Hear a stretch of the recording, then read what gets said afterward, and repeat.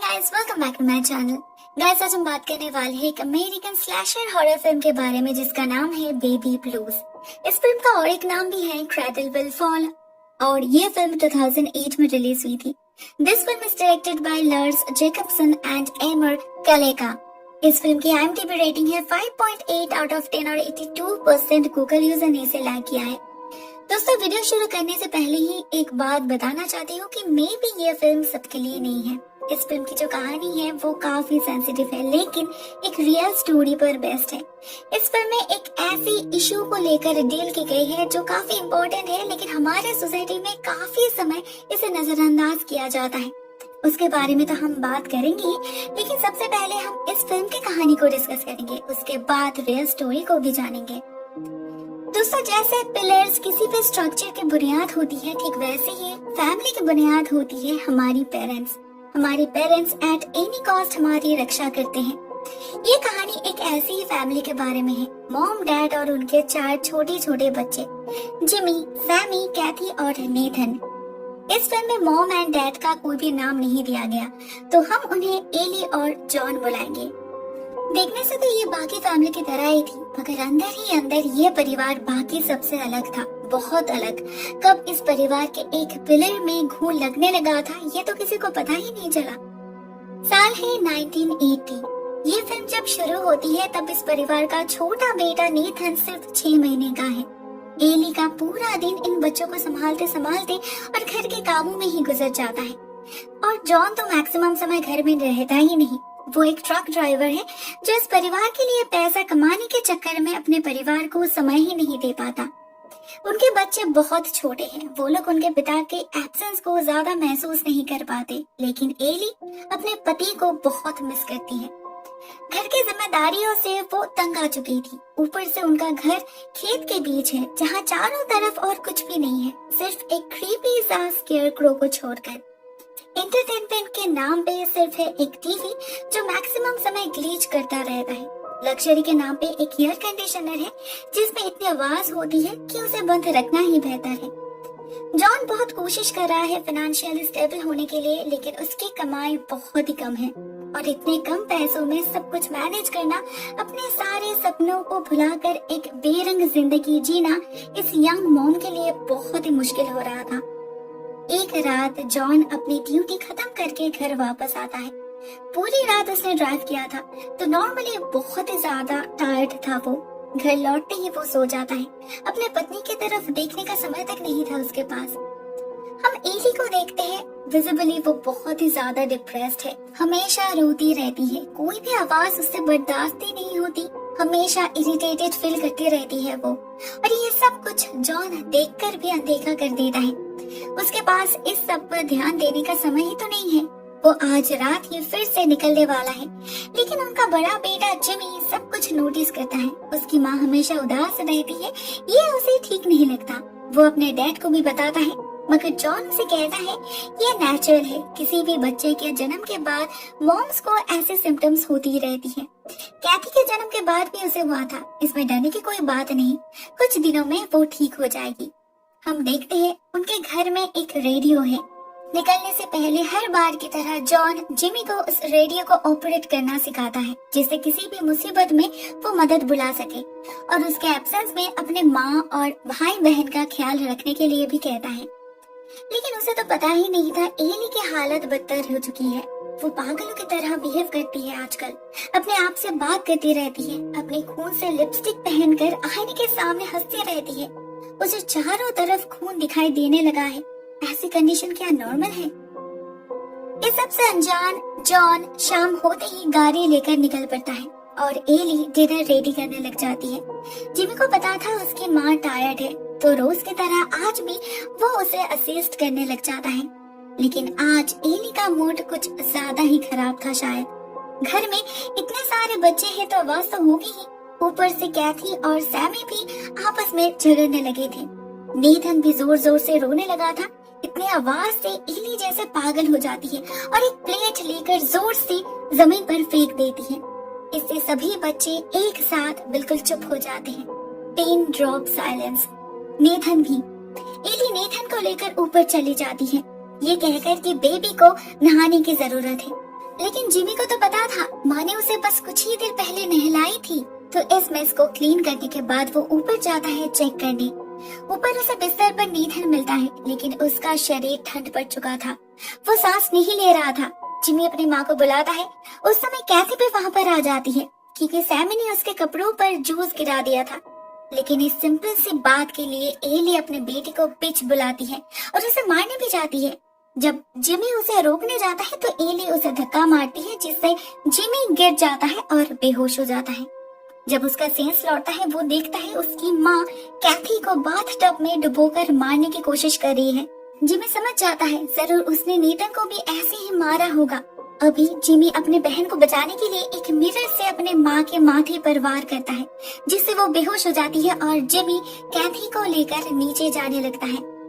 Fortunately कैथी का sense बस कुछ ही समय में लौट आता है। तो जिमी अपने भाई सैमी को अपनी साइकिल देता है और उनकी one and only neighbour Lester के पास जाने के लिए कहता है, जो यहाँ से कुछ ही दूर में रहता है, और खुद कैथी को लेकर घर के पीछे छुपने की कोशिश करता है। मगर सैमी निकलने से पहले ही एली उसे पकड़ लेती है और जिस आईने से जिमी ने उसे मारा था उसी के शार्प एज से एक के बाद एक स्टैब करके अपने ही बेटे को मार डालती है। उसका गुनाह बस यही था कि वो एली का ऐसा रूप देखकर घर के अंदर जाने से मना किया था। एक बेटे को मारने के बाद अभी ये पागल औरत बाकी दोनों को भी चेस करने लगती है। जिमी कैथी को लेकर खेत के अंदर से चलने लगता है। पीछे से कोई आवाज नहीं आ रही थी तो उन्हें लगा वो लोग सुरक्षित है, लेकिन ठीक उसी समय उन्हें पता चलता है उनकी माँ ट्रैक्टर से उनका पीछा कर रही है। जिमी एक पत्थर उठाकर ट्रैक्टर की तरफ फेंकता है जो डायरेक्टली जाके एली को हिट करता है और वो कुछ सेकंड के लिए कंफ्यूज्ड हो जाती है। इसी का फायदा लेकर ये दो बच्चे दूसरी तरफ भागने लगते हैं, लेकिन कैथी बीच रास्ते में गिर जाती है। उसके पैर में चोट पहुंची थी। बेचारी बच्ची रोने लगती है तो जिमी बिल्कुल एक बड़े भाई की तरह उसे संभालते हुए सामने वाले फार्म में जाकर पहुंचता है। वहाँ उसे एक पट्टी तो मिल जाती है, लेकिन वो अपनी बहन का फर्स्ट एड कर पाए इससे पहले ही उन्हें फिर से एक बार ट्रैक्टर की आवाज सुनाई देती है।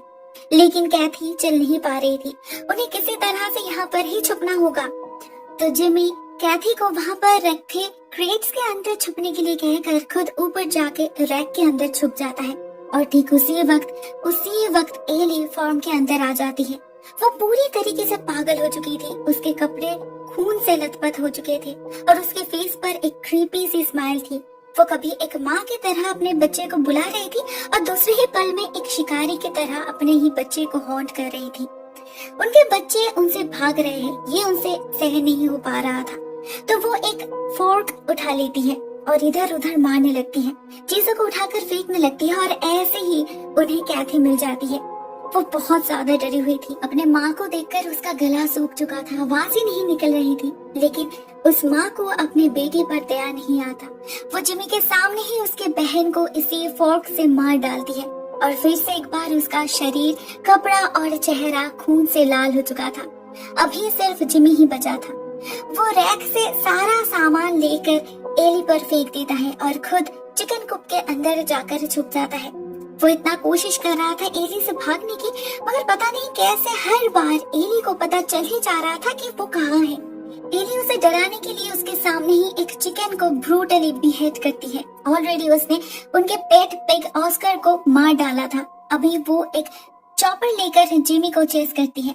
एक छोटे से होल से जिमी दूसरे सेक्शन में जा पहुंचता है जहाँ से एली गुजर नहीं पाती, लेकिन वो वहीं से हाथ बढ़ा कर जिमी को पकड़ने की कोशिश करती है और उस चॉपर से उसके पैर में घाव भी कर देती है।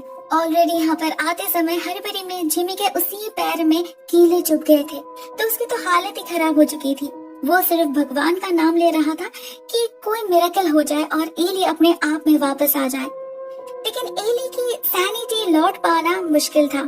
लेकिन ठीक इसी समय बिल्कुल एक सेवियर की तरह एक डॉग वहाँ पर जा पहुँचता है। वो लेस्टर मतलब उस नेबर का डॉग था और यहाँ पर ही रहता था। वो एली पर हमला कर देता है, जिससे जिमी को दूसरे होल से बाहर निकलने का मौका मिल जाता है, मगर बदले में एली इस बेजुबान जानवर का टुकड़ा टुकड़ा कर देती है। वो खुद भी काफी थक चुकी थी, तो वो वहीं पर पड़ी रहती है। उधर इतना सब कुछ हो जाने के बाद लेस्टर इस डॉगी के आवाज से यहाँ जा पहुँचता है और उसे एली के हाथों बेमौत मरना पड़ता है। इसके बाद एली फिर से जिमी को ढूंढने लगती है, जो तब तक फिर से घर जा पहुंच चुका था। सबसे पहले वो बर्नर्स को ऑन कर देता है और नल को खुला छोड़ देता है, जिससे इस घर में गैस और पानी भर जाता है। उसके बाद रेडियो से अपने डैड को कांटेक्ट करने की कोशिश करता है, मगर समहाउ कांटेक्ट नहीं हो पा रहा था। तो वो एक छोटा सा चाकू लेकर अपने पॉकेट में रख देता है और जैसे एली यहाँ पर जा पहुँचती है, वो बहुत ही चालाकी से एली को बाथरूम में बंद कर देता है। लेकिन वो देखता है एली ने इस रेडियो को तो तोड़ दिया है।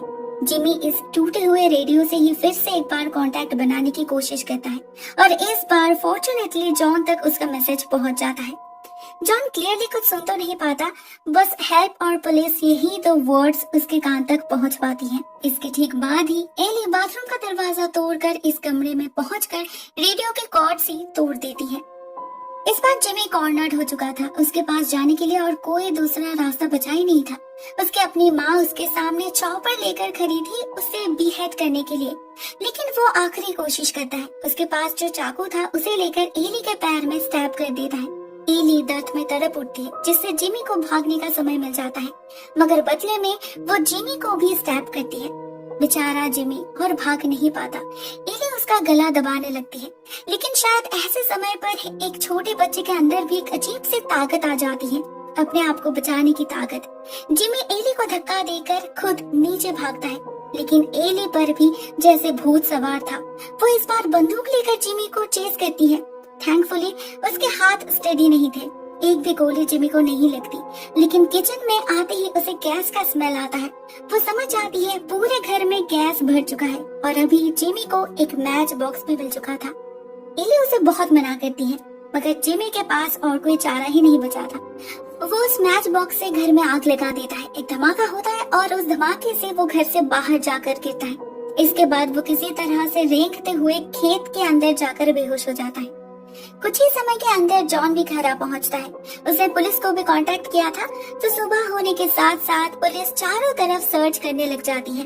उन्हें 3 बच्चों की लाश मिलती है और जिमी भी।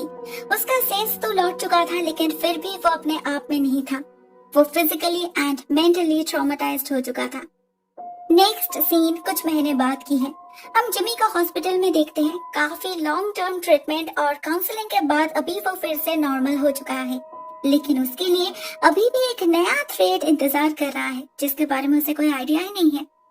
जॉन उससे मिलने आता है और उसे बताता है एली जिंदा है और इसी हॉस्पिटल में उसका भी काउंसलिंग चल रहा है। मतलब उस घर में पानी भर जाने के कारण से वो धमाका कुछ ज्यादा इफेक्टिव नहीं था, दोनों ही जान से बच गए थे। डॉक्टर्स ने जॉन को समझाया है कि एली पोस्टमार्टम डिप्रेशन की शिकार बनी थी, जिससे बेबी ब्लूज और मैटरनिटी ब्लूज भी कहा जाता है। एक के बाद एक 4 बच्चे के जन्म की वजह से वो बार बार इस कंडीशन से जूझती रही, लेकिन उसे रिकवर करने का समय ही नहीं मिला। इसी का नतीजा है उसका ये पागलपन। इसके लिए वो खुद जिम्मेदार नहीं है, ऊपर से वो उस वक्त भी प्रेग्नेंट ही थी। जॉन को कोर्ट से ऑर्डर मिलता है, एली जब ठीक हो जाएगी तब उसे घर ले जाना होगा। ये बात सुनकर जिमी बहुत डर जाता है। ऊपर से जब उसे पता चलता है उसकी माँ फिर से एक बार माँ बनने वाली है, तो वो समझ जाता है उसे शायद फिर से एक बार ऐसी सिचुएशन से गुजरना पड़ेगा। वो अपने पिता को समझाने की बहुत कोशिश करता है, मगर शायद अनहोनी को कोई नहीं रोक सकता। इस फिल्म की एंडिंग होती है एली के फेस के एक क्लोजअप से और उसके आंखों में हमें सैनिटी का कोई भी लक्षण नजर नहीं आता। मे बी एक बच्चे का आना इस फैमिली के लिए कुछ ज्यादा फॉर्चुनेट नहीं होने वाला। दोस्तों, ये फिल्म यहाँ पर ही एंड हो जाती है। इस परिवार के साथ फाइनली क्या होता है ये तो हमें पता नहीं चल पाता, लेकिन ये फिल्म जिस पर आधारित है एंड्रिया यर्ट्स, उसके बारे में सारे डिटेल्स रिकॉर्डेड हैं। इसके अनुसार एंड्रिया 20 जून 2001 में अपने 5 बच्चों को बाथटब में डुबोकर मार डाला था। वो सीवियर पोस्टमार्टम डिप्रेशन, साइकोसिस और स्किज़ोफ्रेनिया से भुगत रही थी। उसके कन्फेशन के बाद उसके अगेंस्ट ट्रायल्स शुरू हुई। पहले तो ट्रायल में उसे डेथ पेनल्टी मिली, उसके बाद लाइफ इम्प्रिजनमेंट और फाइनली जब 2006 में टेक्सास ज्यूरी को ये लगा कि उसका इंसैनिटी के लिए वो खुद रिस्पॉन्सिबल नहीं है, तो उसे कोई सजा मिली ही नहीं, बल्कि एक high security mental health facility में उसे रखा गया। इन जनवरी 2007 उसे एक दूसरे हॉस्पिटल में शिफ्ट किया जाता है और फिलहाल शायद वो वहीं पर है।